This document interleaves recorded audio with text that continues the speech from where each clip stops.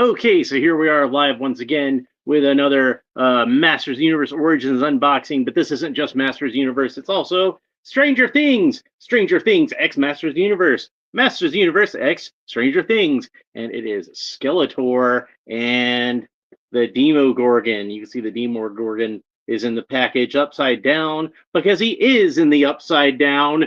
This is a crossover with Stranger Things. One of the things that not so Stranger Things, but just the thing that I like about the Masters of the Universe Origins line is they've done a lot of really cool crossovers with other properties. You know, you've had Masters of the WWE Universe, you've had Turtles of Grayskull, and you had Stranger Things. And I'm hoping once that Mattel gets the DC license, they'll do some DC characters crossing over with Masters of the Universe. Wouldn't that be awesome? That would be salve on my wounds for losing my beloved McFarlane multiverse line and the McFarlane superpowers line, both of which I have enjoyed quite a bit. Not to mention all the good stuff that Spin Master's been doing. I'm gonna have to do a video at some point and just talk about my appreciation of those toy companies and what they've done with the DC brand. It's kind of like when there's a new Doctor Who. And you're really excited about having a new Doctor Who, but at the same time, you're kind of bummed because you're losing your old Doctor Who. And the new guy's probably going to be pretty cool, but I'm really going to miss the old guy. And then the new guy comes in, and he is pretty cool, but you do miss the old guy. And after a while, you get used to the new guy, and you really like him. And you're like this Matt Smith guy is all right. And then Peter Capaldi is going to come in, and oh man, I'm gonna miss Matt Smith and Peter Capaldi. He seems pretty cool. I'm liking him so far, but I'm really gonna miss Matt Smith, and the cycle continues. So anyway, so we got the Demogorgon and Skeletor, and it looks like a pretty interesting repaint of Skeletor. On one side here, we've got a portrait of Skeletor standing in front of Snake Mountain, looking all masterful and villainous and dramatic, exactly as we imagine Skeletor as being. And over here on the other side, on the upside down, we have the Demogorgon. And Judah Yates is here. Hi, Judah Yates. Welcome to the show. So it says, upside down Eternia. The efforts to capture the power, and in his efforts to capture the power of Grayskull, Skeletor rips through the fabric of the universe into a new, darker world, the Upside Down. Now subject to the rule of Vecna, Eternia counts once again on He-Man to fight back horrors like the Demogorgon and return Eternia back home. So yeah, all of Eternia is stuck in the Upside Down. How about that? That's crazy. So is this He-Man? Well, it's Masters of the Universe. Yeah, it's Skeletor. I do have the He-Man set, so I will be opening the He-Man set at some point in the near future, but I don't know exactly when. Tomorrow, or at least the next episode, if I miss tomorrow, I'm planning on opening the Vintage Collection Skeletor. This is going to be the last of the Skeletor figures I've been opening this week, and then I've still got more Masters of the Universe stuff to open though, so we're going to get through all that. But yeah, this is Skeletor and the Demogorgon. So and the other set is He-Man and Vecna. So we got two of the most famous, most popular creatures from Stranger Things, and the hero and the villain of Masters of the Universe. But you can see they got the exploding rocks in there from Masters of the Universe, and then on the Stranger Things side, they have all these weird upside down tentacles and everything. So, and I haven't actually seen the last couple of seasons of Stranger Things. I need to get caught up on that. So that's where Vecna shows up, and he's supposed to be like the big bad of the whole thing. So definitely got to see that. All right, so now we got them out of the package, and the background is interesting because, again, on Skeletor's side, we got Eternia with this sort of barren wasteland and multicolored moon, and like we're used to seeing on Eternia, and again the upside down on Demogorgon's side. And you might call this the Satanic Panic 2-pack because there's a lot of Dungeons and Dragons influences on this character, obviously, since Dungeons and Dragons is such a big part of Stranger Things, and of course Masters of the Universe, and both of those things were very heavily criticized by the religious right during the Satanic Panic. So you can actually find on YouTube, and I suggest you look it up after you finish this video if you haven't seen it. There's a video called "Deception of a Generation" that was made in 1985, where it's these two fundamentalist pastors kind of talking about how evil that D&D and Masters of the Universe are. It's pretty funny. But Judah asks, is Stranger Things He-Man crossover? Yes, indeed. That's exactly what this is. So and they're both shows on Netflix. So I'm guessing maybe that was part of that deal, you know? Maybe they got the rights to do some Stranger Things toys when Netflix got the rights to do some Masters of the Universe shows. So, and then there's the dreaded rubber tabs holding in the weapons. And I already pulled out Demogorgon's weapon. Oh, we should talk about that. I forgot to talk about the back of the package. So it says, put Havoc Staff or Hellfire Staff into hand and twist and turn into powerful battle positions. So that's the name of Demogorgon's weapon, the Hellfire Staff. And you can see it's got these two flames on here. These are actually articulated. So you can like basically pose the flames like whichever way he's swinging the weapon. So like I had it posed like if he was doing like a swinging thing with him. Isn't that cool? And you notice these are D20s on here, the Dungeons and Dragons dice. So again, like I said, Dungeons and Dragons reference, and even the character's name Demogorgon. That was something the kids got out of Dungeons and Dragons when they named the monster that in the first place. So here is Skeletor's staff, the Havoc staff, and we can see that is done in like a nice dark metallic purple, as is Skeletor's power sword. Nice dark metallic purple, very cool. So we'll set that aside. And let's see, what do I got left as far as like rubber tabs holding these guys in? So Demogorgon's got one around this elbow. That's cut. And is there one around the other elbow? Nope, that one's around his wrist because they want to keep me guessing. So there we go. And then he's got one around each of his ankles. And Demogorgon, as we will see when I get him out of the package, is mostly a reuse of Beastman. And some new parts, but we'll get into that when we get him out of here. Oh, God, is there anything else holding him in here? I think that's it. All right. He was just really deep in that bubble. All right, so Demogorgon is molded in mostly what looks like a kind of grayish purple, like a very light, almost lavender sort of color. And his armor is reused from Beastman, where it's in this sort of bronze color. Still has this pretty much the same color shorts and the same color amulet that Beastman has. And they even painted in the chain. Normally, the way they just paint Beastman's amulet is just kind of spray a little paint on there, and don't even bother to match up with like the edges of it or anything. It's just a little blob of spray paint on there in the vintage toy. But this one, they went all out. They painted in little spikes on the amulet and the chain and everything. So it's really cool. And he's got a red belt. He's got red studded wristbands, again, just like Beastman's. So the parts that are different on Demogorgon is he has obviously a different head, because he's got a Demogorgon head, and he's got new hand. I think these are new hands. I haven't seen them before, and they do have 5 fingers on them, 4 fingers and a thumb, and very thick, very long fingers. Pretty oversized for this figure actually, but he's a monster, so he can have bigger hands. That's fine. And it looks like he's got some rings around his thumbs. Interesting. You see that where there's that little ridge around. It's not painted in, but it looks like he's got a ring around his thumb. And then, like I said, he mostly uses the parts are Beastman. Now, of course, Beastman was obviously supposed to be like a hairy sort of character, but I don't think that they're using that texture to represent hair in this case, because it does kind of blend in with some of the texture on the back of the head, and that's more of like a leathery sort of texture. So I imagine that they're expecting you in this context to interpret what on Beastman is fur as more of like a leathery skin. And I think it kind of works.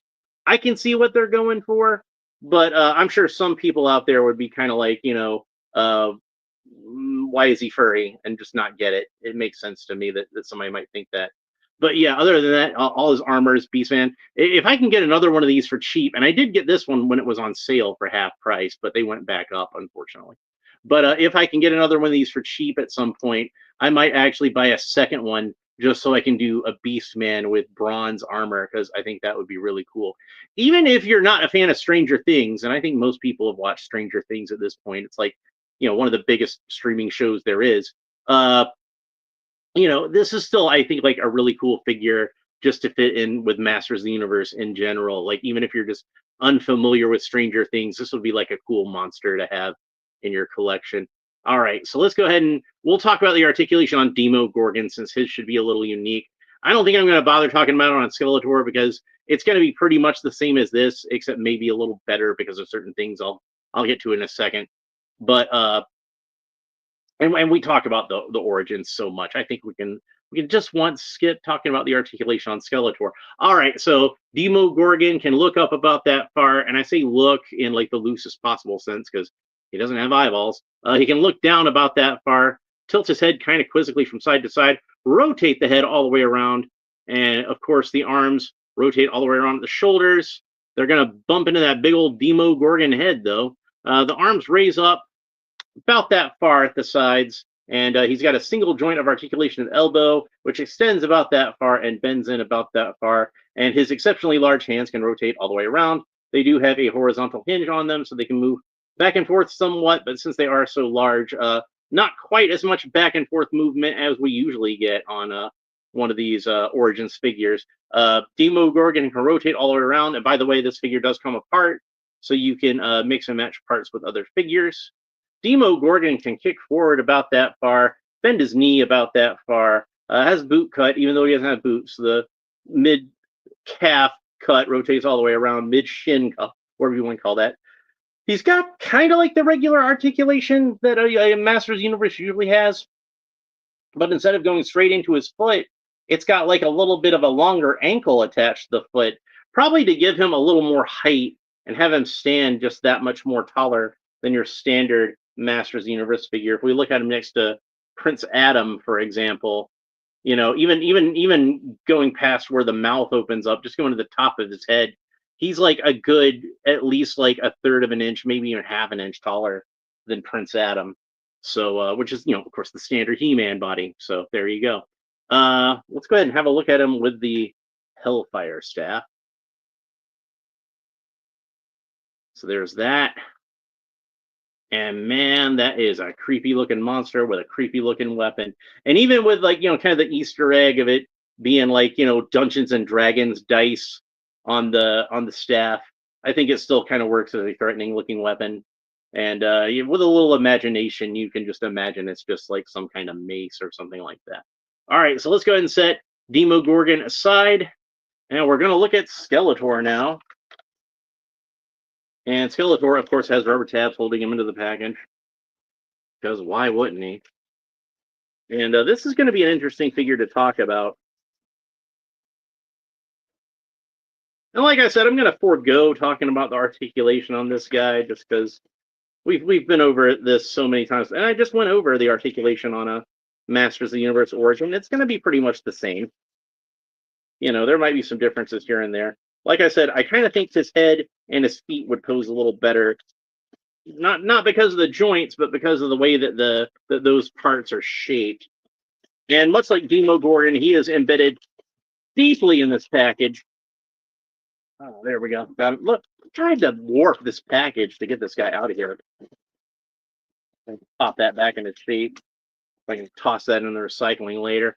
All right, so this is a very interesting paint job that they have on Skeletor, and there's some other interesting things too. The first thing I want to point out is this is the return of the OG Origin Skeletor head with the, where the hood doesn't quite meet at the bottom, rather than this head has kind of become the standard of Origin Skeletor heads, the basic vintage style head. You can see the hood actually does meet at the bottom on this guy, but it is in a much darker, much more bluish shade on the hood and the armor and the boots and everything, and it's slightly metallic, like how I was talking about how the Power Sword and the Havoc staff are just slightly metallic. Well, so is the rest of his armor. It looks like it's even got like a little bit of dry brushing on the armor, and there's some a little bit of overspray shading on the torso of the figure, on the whole figure actually, but on the torso especially. You can see. I'm gonna take off his harness because I think then maybe you can see it a little better. But yeah, it's like some shading that they kind of sprayed in there. And the look that it gives to me is, for one thing, like maybe a slightly more realistic look than just the simple toyetic colors of the original Origins figure, and of course the original vintage figure on which it was based. But so it looks a little more real world than that, which I guess makes sense because Stranger Things is a live action property. So it probably shouldn't look any more cartoonish than it has to. But also, more importantly to me, it brings to mind like fantasy artwork that you'd see a lot of the times on paperback novels in the late 60s to the late 80s. The kind of stuff I grew up with. My grandmother used to read a lot of that stuff, so I'd see a lot of those book covers with like wizards and orcs and elves and all those kind of things. Like she liked what's that guy's name that wrote a lot of fantasy stuff? I'm drawing a blank on his name right now. I'll remember it probably once the video's over. But yeah, Terry Brooks. She loved Terry Brooks. She read a lot of his stuff, and it reminds me a lot of like those type of covers. You think of artists like Frank Frazetta, Julie Bell, Tim and Greg Hildebrandt, like that kind of artwork. Boris Vallejo, like that kind of stuff. And it's a very nice paint job that they got on this guy, which makes him he doesn't necessarily pop like the way that a toy company wants a toy to pop. But I have to believe that even though it says ages 6 and up on this thing, so technically this is a children's toy, I have to believe that at some point in the development process, the decision was probably made that this is going to be more of a toy that's going to appeal to the adult collector. So yeah, they probably that's probably why they tried to give Skeletor a little bit more of an edge, so that he'd look a little creepier and not like a cartoon character next to the Demogorgon. And on the other hand, the Demogorgon obviously is made to look a little bit more like a Masters of the Universe character. So they kind of meet somewhere in the middle, right? They look like they go together, even though they are from two completely different properties. So let's go ahead and arm this guy up with the power sword in his right hand. No particular reason for that. Just happened to pick that hand. And he can't really put both weapons in his hands because unfortunately he's got that open claw hand. So what we're going to do instead is we're going to put the power sword in the back of the armor, because we can do that. And since I got it in the back of the armor, you can see that they don't exactly match up 100% as far as colors. Like I think the power sword is just slightly on the more purple side and a little bit lighter. And we'll put the Havoc staff in his right hand. And unfortunately, since this is a different color from the rest of our Skeletors, I don't know if I'm going to be able to find a hand to match that left hand or not for him to hold things in. Maybe the 2000X might be that color, but I don't think it has the overspray on it. It looks like this one still has some of that overspray on it. And I've got the Filmation one next to it here, and that's not quite the same color, but it's probably closer than the standard of the Origins Skeletors, where it's a little brighter. But I think he's still a really cool looking figure. I really like how he turned out. It is an interesting choice that they decided to go back to that original Origins head, because I don't remember the last time I would have actually seen that on a figure. But here it is. So at least he's going to get one more go, and then a 2-pack with a Stranger Things character. So that's going to get him a little bit of extra attention. But anyway, that's pretty much it for these. I think they turned out pretty cool. And if you're a fan of the show and a fan of Masters of the Universe, you're probably going to want to pick these up. Now, the price on this set, I believe, is like around $36 or so, which is not a bad price. It's a little bit less, just a little bit less, I think, than than you would pay for 2 standard Masters of the Universe figures these days. Certainly less than Turtles of Grayskull, which is like a couple of bucks more, I think, or the current WWE Superstars, which is a couple of bucks more than a regular Masters figure. But yeah, they're pretty cool. And like I said, even if you're not a fan of the show, like he's still a pretty cool monster to have with your Masters of the Universe figures. And if you're not a fan of Masters of the Universe and you just really like Stranger Things, Skeletor, if you're gonna have any He-Man character, Skeletor is a good one to have. So anyway, that's it for this episode. I hope you enjoyed it. Like I said, I do have the He-Man set, so sometime in the future we're going to wind up opening that up. But tomorrow, we're going to be opening up that vintage Masterverse Skeletor. Looking forward to getting that open. And then we'll have more Masters of the Universe stuff next week because we've still got a bunch of that to go through. I've got more on the way. So it's going to be Masters of the Universe for a while. But then we've got DC Multiverse, we've got G.I. Joe, we've got some superpowers. Got a lot of cool stuff to go through. It's just going to take me a minute to get through everything I have. But if you want to make sure you don't miss it, make sure you like and subscribe, all the fun YouTube stuff down below. Leave a comment. Let me know what you think about these figures and the characters in general. And we will talk to you next time. Bye.